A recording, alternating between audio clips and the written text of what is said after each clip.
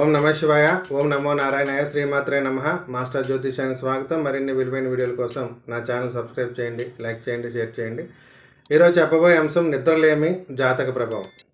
కొంతమంది ఎన్ని జాగ్రత్తలు తీసుకున్నా, ఫిజికల్ ఎక్సర్సైజ్ చేసినా కూడా నిద్రలేమితో బాధపడుతుంటారు. అంటే రాత్రులు సరిగ్గా నిద్రపోలేకపోతారు, నిద్రలేమితో ఇబ్బందులు పడుతూ ఉంటారు.